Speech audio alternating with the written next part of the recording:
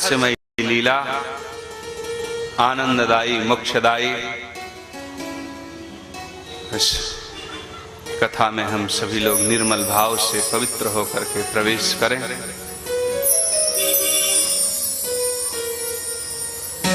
कल हम लोगों ने भगवान श्री हरि नारायण के अवतार के संदर्भ में जाना और नंद बाबा के यहाँ वासुदेव जी ने पहुंचाया, लोगों ने नंदोत्सव मनाया। श्री हरि नारायण का जब पदार्पण गोकुल में हो गया तो वहां घर घर नगरवासी जितने लोग थे, पुरवासी नगरवासी, सब में हर्षोल्लास का वातावरण छा गया। सबने अपने अपने अनुसार न्योछावर प्राप्त किया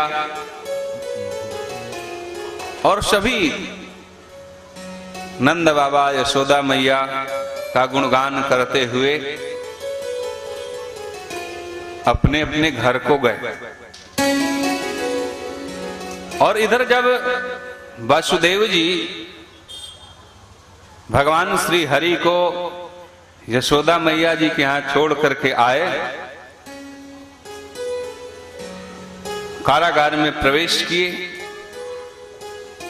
तो प्रभु की लीला से, उनकी कृपा से पुनः वैसे ही उनके हाथों में हथकड़ी और बेड़ियां लग गई देवकी और वसुदेव जी को।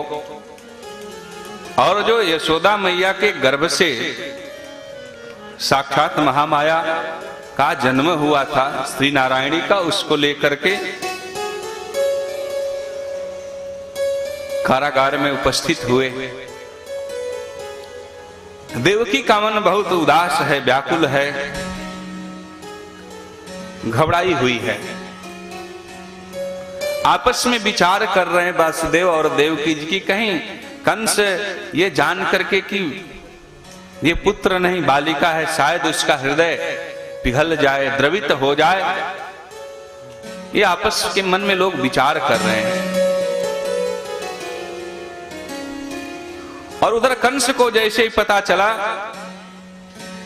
कि कारागार में बच्चा का जन्म हुआ है, तत्काल तुरंत दौड़े हुए कारागार की तरफ आया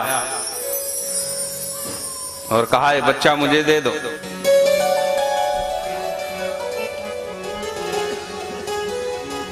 देवकी ने बार बार निवेदन किया है कि पुत्र नहीं है, पुत्री है, भैया इस पर जरा रहम तो करो। इस प्रकार का भाव वो निवेदन कर रही है, लेकिन कंस ने कुछ नहीं सुना। वो देवकी के हाथ से जैसे ही उस बालिका को लिया और लेकर के पाषाण पर, पत्थर पर पटकने का कोशिश किया, वैसे ही वो बालिका हाथ से छूट गई, आकाश मार्ग में चली गई। और उसने कहा कि रे कंस, तुझको मारने वाला गोकुल में जन्म ले चुका है।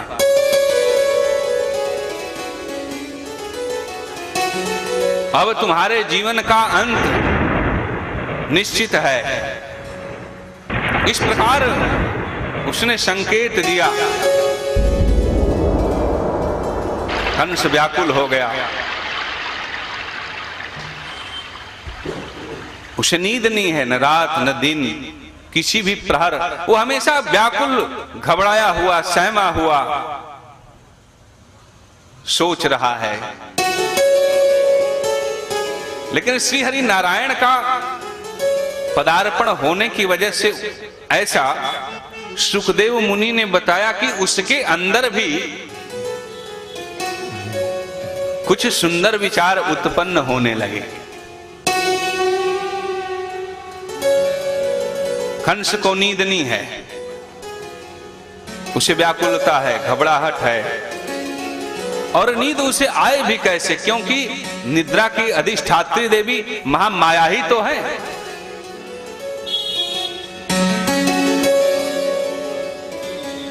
इसलिए उसकी नींद गायब है, उसे चैन नहीं है, चित्त में शांति नहीं है। तो कुमार्गामी व्यक्ति जो होता है उसके जीवन में कभी भी शांति नहीं होती है, वो हमेशा व्याकुलता से व्याकुल ही होता है। और जो नारायणी हाथ से छुटकर के जो बालिका गई करने के बाद भगवान श्रीहरि ने आप लोगों को कथा में मैं पहले ही बताया कि भगवान विष्णु ने श्री देवी अर्थात महामाया लक्ष्मी को पहले ही बता रखा था कि हम नरलीला करेंगे और आपका दुर्गा के रूप में, शांभवी के रूप में पूजन होगा।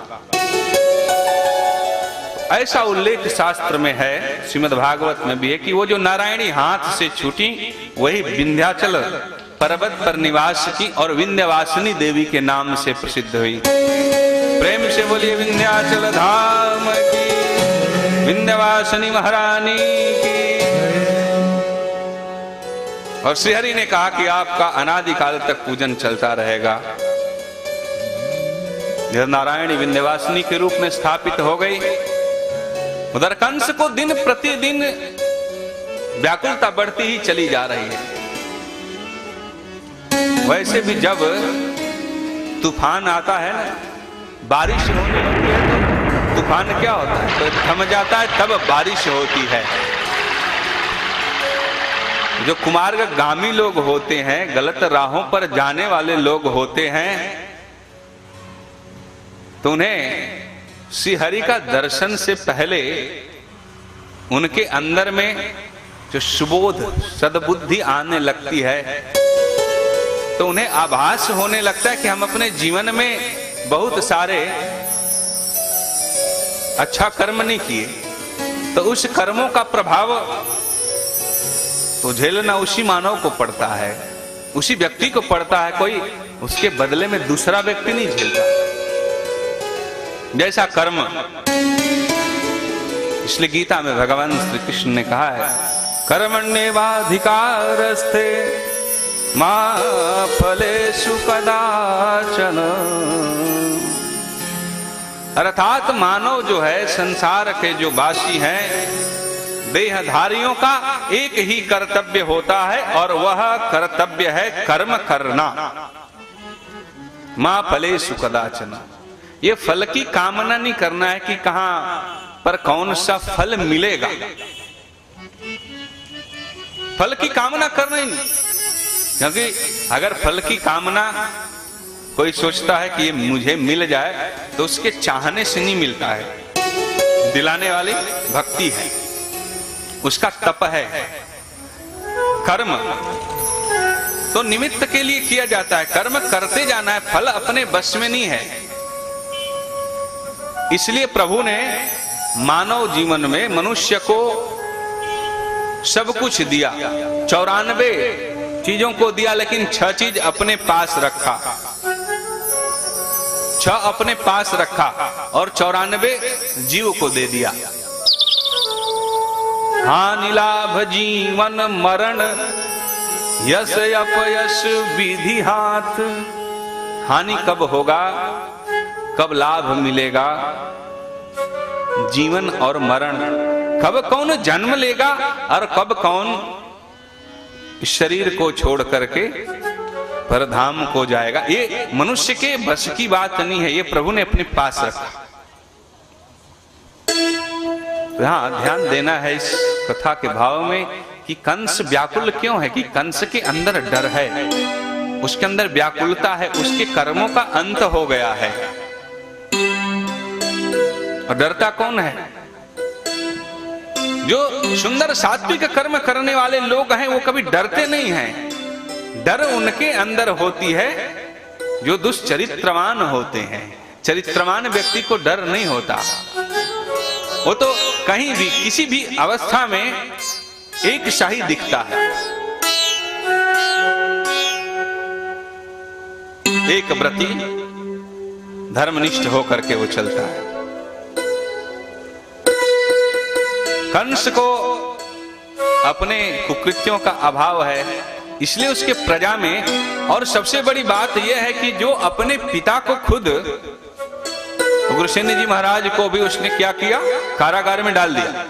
अपने पिता को भी कारागार में जो डाल दिया हो, तो जो व्यक्ति मातृभक्ति से वंचित हो जाए, पितृभक्ति से वंचित हो जाए और गुरु के भक्ति से वंचित हो जाए, ये तीन देवता हैं, मातृदेवो भव, पितृदेवो भव और गुरुदेवो भव। ये तीन देवता हैं। तो जिनके अंदर अपने माता पिता के प्रति, गुरु के प्रति भक्ति का भाव न हो, समर्पण न हो, त्याग न हो, तो ऐसे जीवन से क्या लाभ। शास्त्रकारों ने बताया कि पुत्र को कैसा होना चाहिए, पुत्र का स्वभाव भी बताया है। इसको धार्मिक, बुद्धिमान, विद्वान, ऐसा पुत्र यदि किसी कुल में जन्म लेता है तो उस कुल का तरण होता है, तारणहार वो पुत्र होता है, जो अपने पितरों का, बांधवों का, समाज का, देश का, राष्ट्र का सुंदर सोच रखता हो। वो माताएं भी धन्य हो जाती हैं। उसके अंदर जो डर का भाव बना हुआ है कंस के अंदर, वो उसके कर्मों का ही तो प्रतिफल है। तभी तो रात को नींद नहीं आती। निद्रा की देवी ने उसका निद्रा का हरण कर लिया है दिन प्रतिदिन, और उसकी आकुलता बढ़ती जा रही है। मथुरा में इस तरह के भाव चल रहे हैं, और इधर नंद बाबा के घर प्रतिदिन हर्षोल्लास का वातावरण बढ़ता जा रहा है। सबके सब आनंद मगन हैं, पूर्वासी आनंद के साथ अभी सबको जन्मोत्सव का ही याद कर करके सभी प्रेम पूर्वक, भक्ति पूर्वक आनंद युक्त हो रहे हैं। तो एक बात समझना है कि प्रभु की अवतरण की जो कथा है और गोकुल में जाना, तो वहां पर जितने लोग थे सब पूर्व जन्म काल में, जो रामावतार में सारे ऋषि मनीषी थे, वही सभी देहधारी होकर के वहां पर ग्वाल, बाल और गोपी के रूप में थे।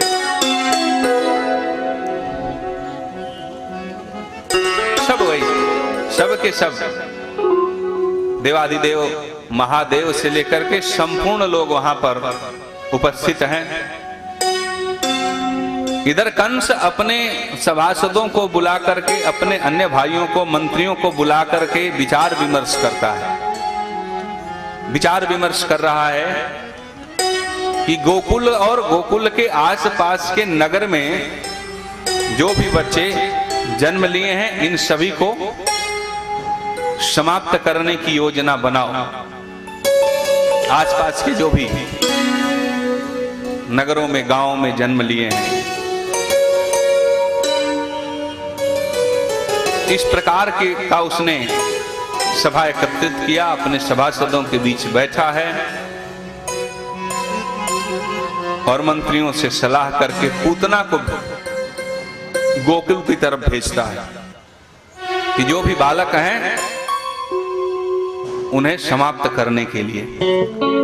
पूतना मायावी है स्वभाव से ही, और उसे वरदान भी प्राप्त है कि जब चाहे वो स्त्री का पुरुष का रूप धारण कर सकती है। कंस के आदेशानुसार वह मधुर वीणा का गान करते हुए वीणा पर और बजाते हुए गोकुल नगरी में आई,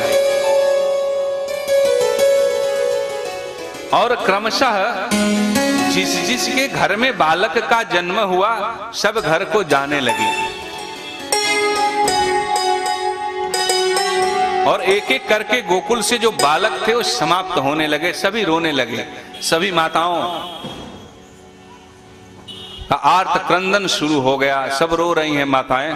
कि अचानक देखते देखते गोकुल से सभी बालक गायब कहां हो जा रहे हैं।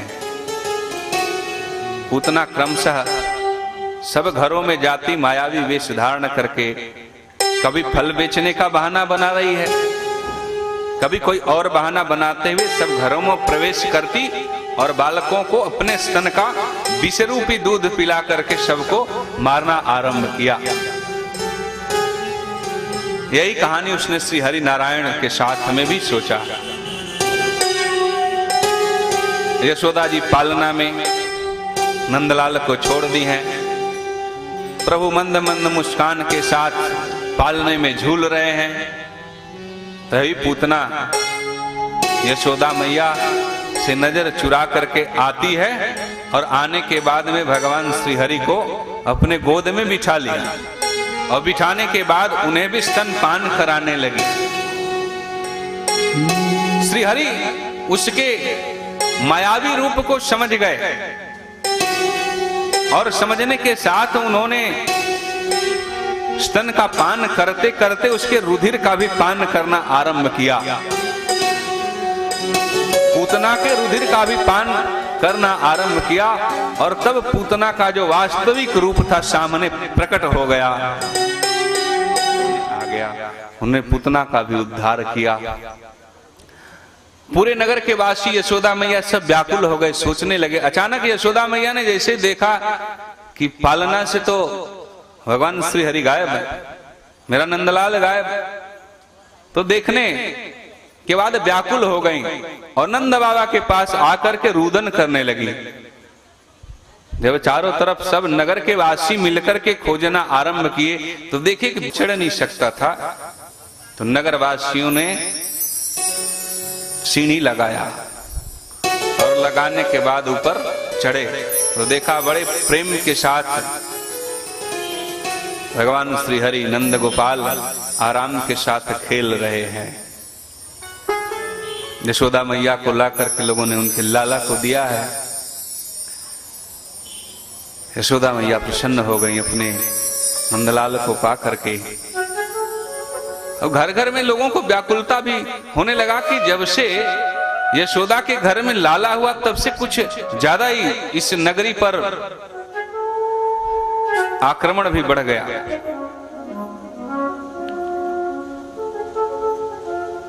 नंद बाबा सब समझते हैं क्योंकि नंद बाबा को भी भक्ति का ज्ञान है, वो निपुण है, अच्छे गोपालक हैं। श्री हरि नारायण में उनकी भक्ति है, इसलिए उनको पता है कि मेरे घर में कौन आया है। इस रहस्य को यशोदा मैया नहीं जानती, लेकिन वसुदेव जी और नंद बाबा दोनों जानते। नंदलाला को लेकर के सब लोग नगरवासी घर आए हैं। यशोदा मैया ने पुनः ब्राह्मणों को बुला करके पूजन कराया, गोदान किया कि कहीं मेरे लाला को नजर न लग जाए, कहीं कोई और परेशानियां न हो जाए। पुरोहितों को बुलाया, दान किया, पूजन कराया और सारी गोपियां आकर के नंदलाल को बधाइयां दे रही हैं। समस्त गोपियां वहां गोकुल में बहुत सुंदर भाव है। बधाई कब दी जाती है? देखिए, यहां जन्म के समय सब बधाई देते हैं, लेकिन आज ये जानना जीवन में जरूरी है भगवान की इस कथा से कि जीवन में दो तरह की बधाई है। एक तो जन्म के समय लोग बधाई देते हैं, ये बधाई लगभग सबको ही देता है, लेकिन एक बधाई और भी है। बधाई का बड़ा महत्व है। सारी गोपियां नगर से उपस्थित होकर के एक बार अपने लाला का दर्शन करा दे, एक बार उनके मुखमंडल का दर्शन कर लें, ये सबके मन में भाव है। और जहां इतना हर्षोल्लास का वातावरण उत्पन्न हो, सब के सब लोग एकत्रित होकर के देखने के लिए लालायित हो, भाई देवाधिदेव महादेव कैसे रुक सकते हैं। भगवान शंकर के भी मन में धारणा आई कि हम भी चल करके आज गोकुल में दर्शन करेंगे श्री हरि नारायण का। तो जब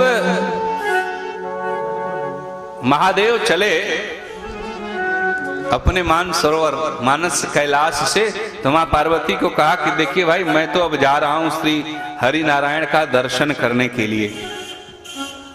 बाल योगी का रूप धारण किया है देवाधिदेव महादेव ने, और डमरू बजाते हुए पहुंचे कहां? नंदलाल के घर के पास में। तो हमारे यहाँ का परंपरा है, कोई साधु कोई योगी जब आते हैं ना, तो आने के बाद लोग उसे कुछ न कुछ दान देते हैं, कुछ भी जो बन पड़ता लोग देते हैं। तो यशोदा मैया भी लेकर के दान देने के लिए आई, वो भी दान देने के लिए उपस्थित हुई। पर उस योगी ने, उस बाल योगी ने, थे तो महादेव ही, उन्होंने लेने से मना कर दिया और कहा कि मुझे धन दौलत कुछ नहीं चाहिए, एक बार अपने लाला का दर्शन करा दो।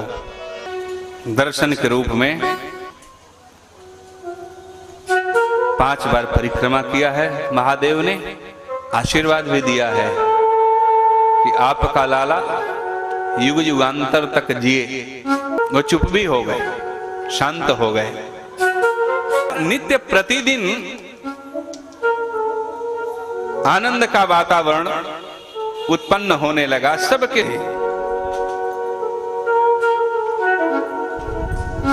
एक न एक दिन कोई न कोई लीला श्री नारायण की चलती रहती थी। वृषभानु जी का आगमन हुआ। एक बार यशोदा मैया ने भगवान श्री कृष्ण से कहा कि जरा इस राधिका के हाथ को पकड़ करके रखना, राधिका के हाथ को पकड़ करके रखना। तो श्री हरि नारायण ने, भगवान श्री कृष्ण ने कहा कि मैया अभी से पकड़ के रखूं क्या? उन्होंने कहा कि इसके हाथ को क्या अभी से पकड़ लूं?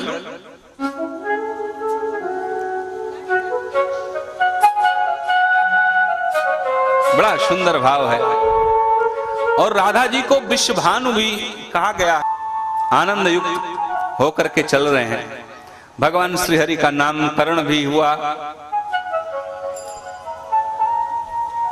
लोगों ने यथा गुण वैसा नामकरण किया। नित्य प्रतिदिन गोकुल में कोई न कोई उत्सव मनने लगा।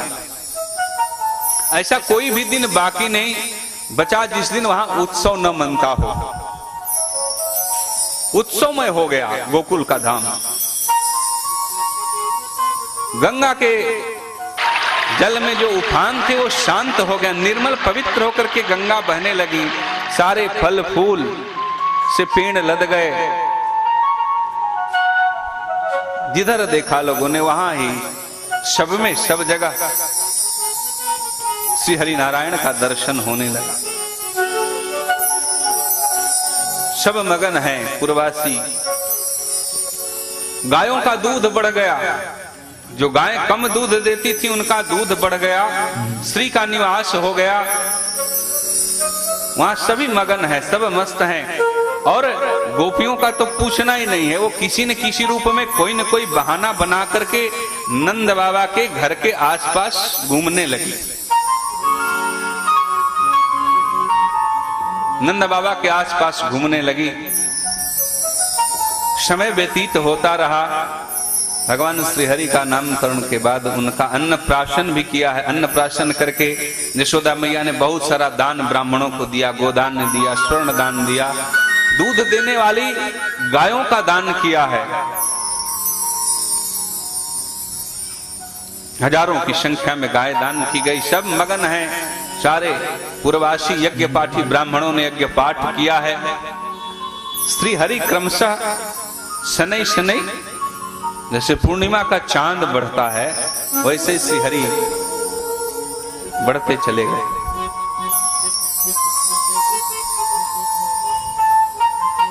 कभी कोई भगवान श्री हरि को माखन चोर तो कभी कोई चित चोर,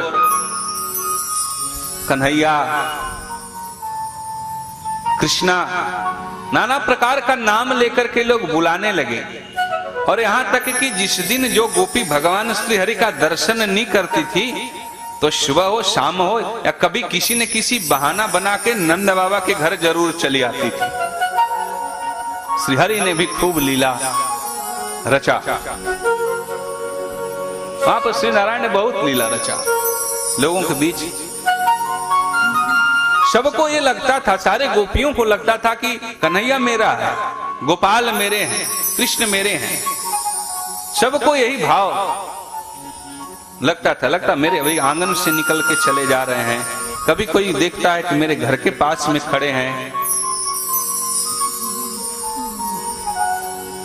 इधर नारायण की लीला गोकुल वृंदावन के धाम में चल रही है। देवादिदेव महादेव तो दर्शन करके चले गए, पर ब्रह्मा जी अभी बाकी हैं। ब्रह्मा जी ने भी योजना बना रखा है कि मुझे कब अवसर मिले कि मैं भी जाकर के दर्शन करूं। इसलिए वृंदावन के धाम को गोपियों का धाम कहा गया। वहां पर अलग अलग स्थानों पर जहां जहां श्री हरि ने लीला किया, उनके धाम का नामकरण भी हुआ है। तो बाल्यकाल में ही उधर बलराम जी का साथ मिला, श्री हरि नारायण क्रमशः बड़े हो गए। दाऊ भैया का साथ मिला है, सारे गोपियों का साथ है, सबका सानिध्य प्राप्त करके श्री हरि नारायण वहां खूब लीला कर रहे हैं। एक बार एक गोपी ने आकर के कहा, ये यशोदा सुन रही हो, तुम्हारे लाला को आज मैंने माटी खाते हुए देखा, वो मिट्टी खा रहे हैं। यशोदा मैया को तो ऐसे कोई बोलता तो विश्वास नहीं होता था, लेकिन उन्होंने कहा कि जा भाई तू अपना काम कर, मेरा लाला ऐसा वैसा नहीं है कि जो जा करके मिट्टी खाएगा। लेकिन जब यशोदा जी ने खुद देख लिया तो भगवान श्री हरि नारायण के पीछे पीछे दौड़ने, आगे आगे बाल रूप में कृष्ण दौड़ रहे हैं और पीछे पीछे यशोदा जी। उन्होंने सोचा कहीं मैया थक न जाए, और रुक गए। रुकने के बाद में जैसे कहा मुख खोलने के लिए, यशोदा मैया ने जब मुख में देखा तो पूरा त्रैलोक्य ब्रह्मांड ही नजर आने लगा।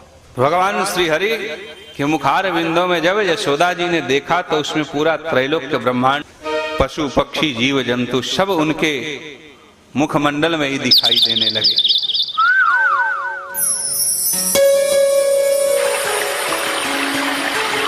परम पवित्र पावन है वो गोकुल का धाम, जहां पर श्री हरि नारायण ने अपनी रहस्यमय लीला से सबको सम्मोहित कर लिया है। और उस सम्मोहन में साथ देने वाली विश्व मोहिनी जगत धात्री मां साक्षात विराजमान होकर के उनकी सहयोग कर रही हैं, सहयोग कारिणी हैं।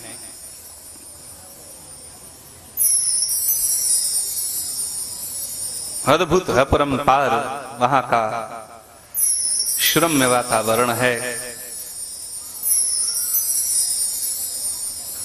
जब यशोदा मैया मूर्छित हो गई तो श्री हरि नारायण ने अपने मुख को बंद किया और यशोदा मैया को उठाया, जगाया। यशोदा मैया ने आलिंगनबद्ध होकर के श्री हरि नारायण को गले से लगा लिया, अपने लाला को, और उनको लेकर के अपने भवन में आई है। ग्वाल वालों का तो पूछना ही क्या है, वहां निरंतर प्रतिदिन मानो गोकुल और वृंदावन में गलियों में, वहां की जो गलियां थी उसमें माखन और दही का नदियां बहने लगी।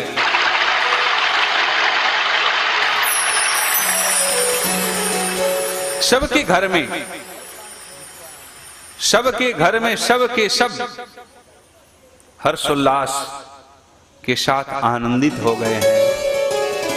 देवगण सुमन वृष्टि कर रहे हैं।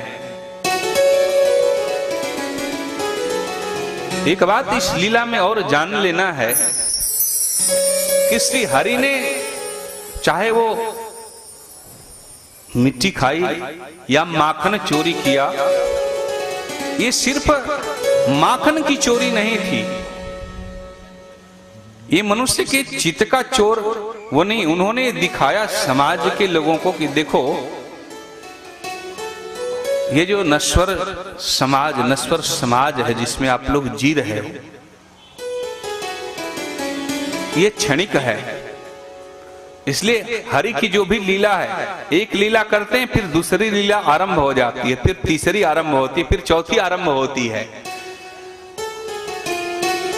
इसको गर्गाचार्य जी ने बड़ा सुंदर भाव में बताया है, देवर्षि नारद ने भी बताया कि ये जो लीला श्री हरि नारायण के एक संदेश देते हैं, फिर दूसरा संदेश आरंभ हो जाता है। उस लीला में संलिप्त होकर के रहने वाले नारायण नहीं है। सबको लगता है कृष्ण मेरे हैं, ये मेरा है और मेरा ही रहेगा, तो वो किसी का नहीं है। जो आज आपके पास है, कल किसी और के पास था, परसों किसी और के पास होगा। और बड़े मजे की बात कि वो माखन चोरी जब भगवान श्री कृष्ण करते हैं तो चोरियों का आमंत्रण भी गोपियां देती हैं और शिकायत भी करती हैं। ये भगवान का जो माखन चोरी है वो सिर्फ माखन चोरी नहीं है, मनुष्य के अंदर का जो चित्त है उस चित्त वृत्ति को पवित्र करने का संदेश है। सिर्फ ये नहीं कि माखन चुराया, मटकी तोड़ दिया, इस गोपी के घर गया, वो दूसरे गोपी के घर गए, उनको परेशान किया, ये परेशानियां नहीं है। ये भगवान श्री कृष्ण परेशान करने के लिए नहीं तो भला सोचने की बात है कि कहीं कोई अगर चोर किसी के घर में आ जाए तो उसको कहां लोग भेजते हैं, उसे दंड देने के लिए कोतवाल के हवाले कर देते हैं। लेकिन वहां की जितनी गोपियां हैं भगवान श्री कृष्ण को आमंत्रण भी देती हैं कि आज मेरे घर में चोरी नहीं करने, बड़े प्रेम के साथ इंतजार भी करती हैं कि कभी न कभी किसी न किसी रूप में कहीं से आ रहा होगा ग्वाल बालों के साथ। तो एक बात यहां पर रहस्यमय प्रभु श्री हरि के लीला में जानना है कि आपके पास जो वस्तु मिली है, जिसे आप समझते हैं कि ये मेरा है, मेरे पास ही रहेगा, तो वो निरंतर नहीं रहने वाला है। जो मिला है वह हमेशा पास रह सकता नहीं, कब बिछुड़ जाए ये कोई राज कह सकता नहीं। जिंदगी का जो ये उपवन है, जिंदगी जो सजाने वाला है, ये चमन, ये फूल, ये वृंदावन की गलियां, आज भी तो हम सभी मथुरा में जाते हैं दर्शन करने के लिए, वृंदावन में दर्शन करने के लिए जाते हैं, लेकिन क्या हरि लीला करके चले गए, अब उनका स्मृति शेष बचा है वहां पर, उनको ही तो हम याद करते हैं। एक बार एक भक्त के मन में आया, अवधारणा में वृंदावन के धरती पर प्रवचन कर रहा था, तो उन्होंने पूछा कि महाराज श्रीमद् भागवत में जैसा आप लोग कथा सुनाते हैं कि वृंदावन में इतने प्रकार के फूल थे, तुलसी का वन था, उपवन था, ये आज तो कुछ देखने को नहीं मिल रहा है। मैंने उस सज्जन को बताया कि भाई श्री हरि नारायण भी तो नहीं है, उस समय श्री हरि नारायण थे तो सब दिखता था, तो जहां नारायण है वहां सब कुछ है, वो सब तो उनकी माया ही है। तो चित्त का जहां तक प्रश्न है, ये चंचल चित्त है, चित्त चंचल है, इसलिए श्री हरि के मुख पर जो उनका आभा मंडल है, जो एक बार देखता है तो बार बार देखना ही चाहता है, बार बार उनके मन में आता है कि ये बार बार मैं देखूं। ये बहुत ही सुंदर प्रसंग है। गोपियां भगवान श्री हरि के चित्त से रिझी हुई हैं। भगवान श्री हरि से मिलने का बहाना, उनके दर्शन का बहाना, और ये बहाना सिर्फ गोपियों के मन में एक ही भाव व्याप्त है कि उनका दर्शन मिले। सब के सब आनंद युक्त होकर के वहां चल रहे हैं। तो माखन चोरी की टोली होती है, सखा का टोली होता है। संसार में कोई ऐसा मनुष्य जन्म नहीं लिया जिसके जीवन में सखा, जिसके जीवन में सहेलियां न रही हों। तो सबकी अपनी अपनी प्रिय प्रेयसी सहेलियां हुआ करती हैं, और श्री नारायण की तो सभी सहेलियां हैं, उनका तो पूछना ही क्या है। उनसे सब मिलने के लिए आतुर हैं, व्याकुल हैं।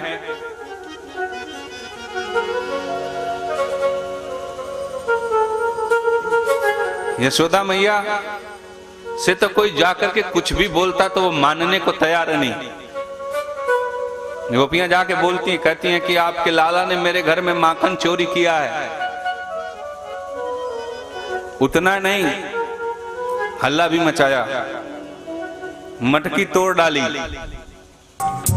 और दूसरी तरफ इंतजार भी है कि आज मैंने, इंतजार भी है, प्रेम भी है। श्री हरि नारायण के प्रति संसार में कौन ऐसा जीव होगा जिसे प्रेम न हो। सबकी में कहीं पर किसी स्थान पर कोई कार्य करना है ना, तो समर्पण भाव से करना, समर्पित भाव से। माखन चोरी में एक तरफ दिखता कि माखन चोरी हो रही है, लेकिन दूसरा अंदर में समर्पण का भाव है। बाहर में कोई और भाव है, अंदर में कोई और भाव है। क्रंदन, क्रीड़ा,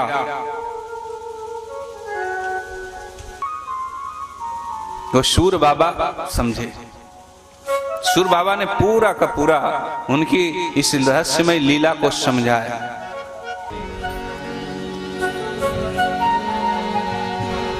अपने नारायण को, अपने प्रभु को पाया है।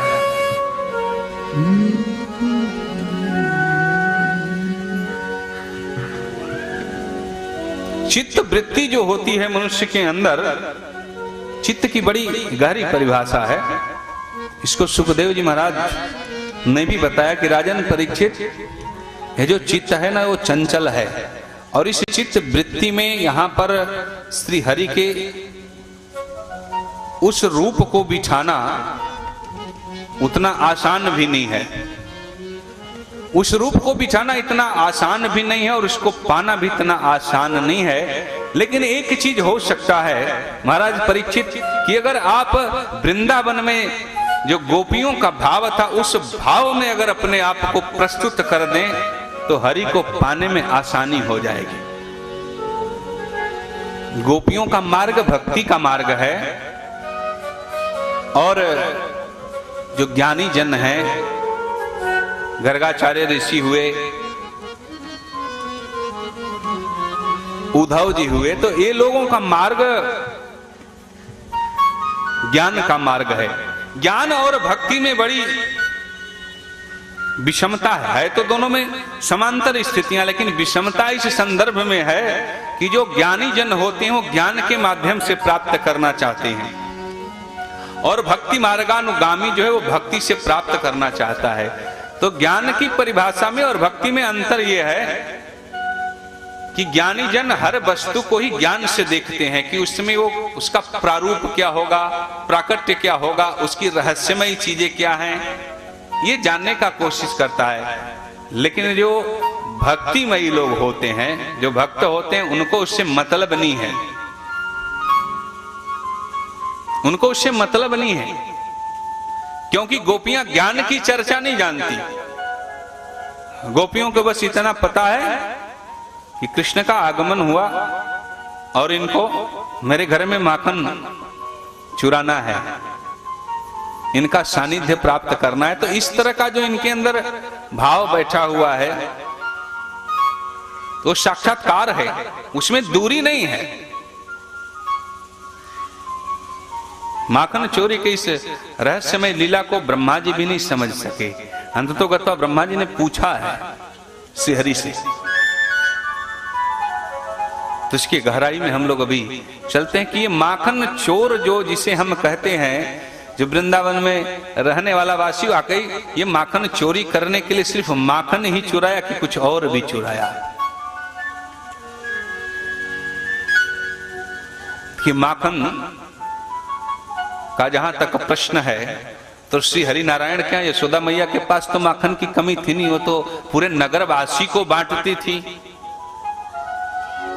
तो लोग प्रश्न करते हैं कि फिर श्री हरि को माखन चुराने की क्या जरूरत थी? भाई जब अपने घर में किसी को भोजन मिले तो दूसरे जगह जाने की क्या जरूरत? तो उन्होंने माखन चोरी क्यों किया?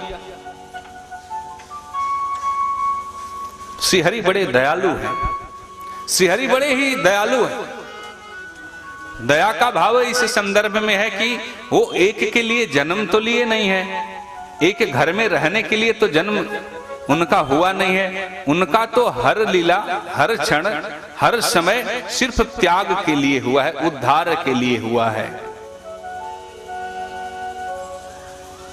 पतितों को पवित्र करने वाले श्री नारायण सबके घर में अपने चरणार बिंदों को रख करके सबको पवित्र कर रहे हैं। धन्य है वो गोपियां, धन्य है वो वृंदावन धाम, धन्य है वो धरती, धन्य है गोकुल के नगर के पुरवासी कि जहां श्री हरि नारायण अपने हाथों से ग्वाल बाल को माखन बांट रहे हैं। इधर वृंदावन में निरंतर दिन प्रतिदिन और गोकुल में आनंद का वातावरण है, तो उधर मथुरा में कंस दिन प्रतिदिन एक न एक कोई न कोई रचना अवश्य आरंभ कर दिया।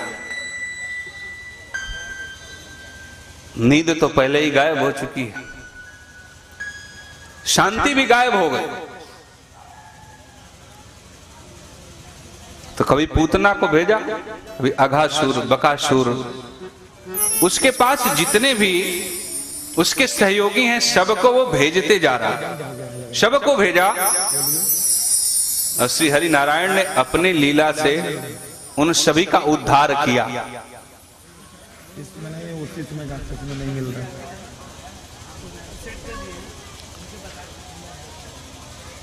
एक बार ग्वाल बालों के साथ भगवान श्री हरि नारायण संस्कृत में से हंदुक शब्द प्रयोग किया। से गेंद खेल रहे थे सारे आपस में, क्योंकि बलराम की भी जोड़ी उधर है, उधर भगवान श्री कृष्ण है, श्री दामा है, तमाम जितने भी ग्वाल बाल हैं सब एक साथ एकत्रित हो लिए हैं। सब के सब हर्षोल्लास के साथ आनंद युक्त होकर के चल रहे हैं।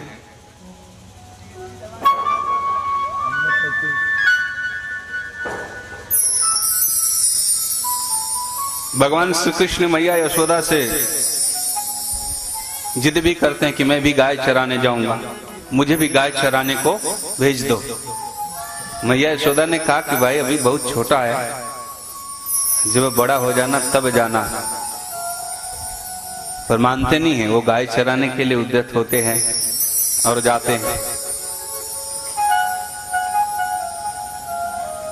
कुछ ग्वाल बाल आते हैं और आकर के बताते हैं कि कन्हैया आज मेरी जो गैया है ना, एक गैया उधर यमुना में पानी पीने को गई और वो सब मूर्छित होकर के गिर पड़ी। मेरी गैया यमुना जी का जल पीने के लिए गई, वो मूर्छित होकर के गिर पड़ी। लोगों ने बताया श्री हरि नारायण को याद है काली नाग का यमुना जी में निवास है, वहां अपने परिवार के साथ रहता है। कदम की डाल पे नित्य प्रतिदिन रास विहार